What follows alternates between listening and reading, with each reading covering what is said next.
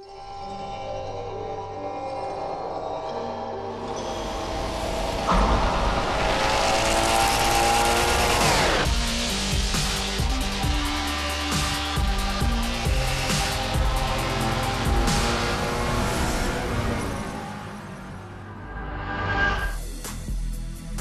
Motorsport's always been a series about innovation.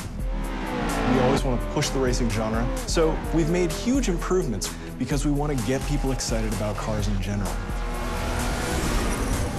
The Alps is the ultimate driving road because it's set in a beautiful location and the ribbon has been hand-tuned over months of testing to make sure that it's just the right balance of speed, challenge, fun, in a wide variety of cars for a wide variety of players. Because for a virtual game, nobody's going to get hurt. Since we're not concerned about driver safety, we can go to these epic places like the Bernese Alps and build basically the world's best driving roads, and we have total creative freedom. We actually looked at 15, 30 different locales, and the Alps is just the most epic.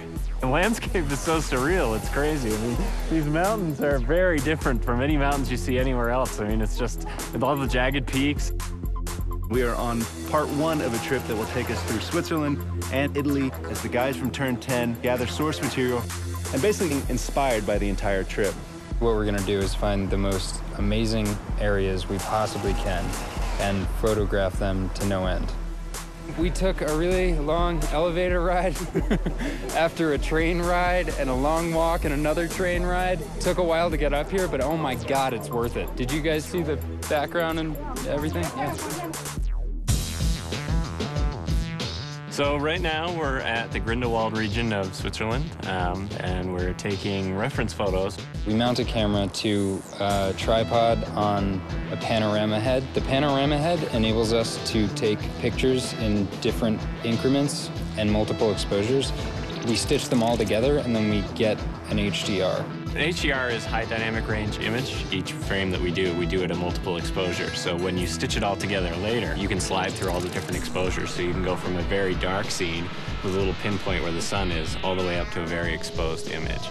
And that way it gives us the full range to play with when we go to make our sky domes later. We have a pretty long production cycle, so probably about a year of full production once we get home.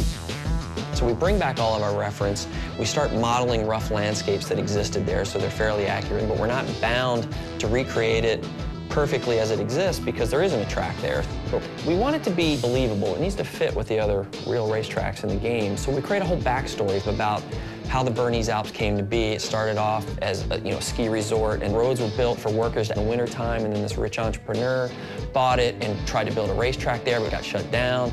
So by creating this rich backstory, everything is there for a reason. It's believable. Fictional tracks are a chance for us to really showcase some of the graphical tech that we have in our game. We've redone our lighting engine, and this track in particular, with its very bright snow and blooming, really shows off what our graphics engine can do. The television can only represent basically one order of magnitude of brightness, from 0 to 255, black to white, whereas the human eye in the real world can see, I think, 7 orders of magnitude of brightness, and in the real world there exists far beyond that. The sun is infinitely brighter than a white piece of paper, but on a television screen they look the same. Well, we found a way to basically reverse engineer that at full HD resolution on the Xbox 360. So what we do is we captured high dynamic range images of the world, and that gets baked back into the lighting and the reflections on the car, which means the sun is order of magnitudes brighter than a white piece of paper and is brighter than gray asphalt, which basically makes the cars look really grounded in the environment. We've traveled thousands of miles, we worked thousands of hours, and here it is, the Bernese Alps track in Forza 4.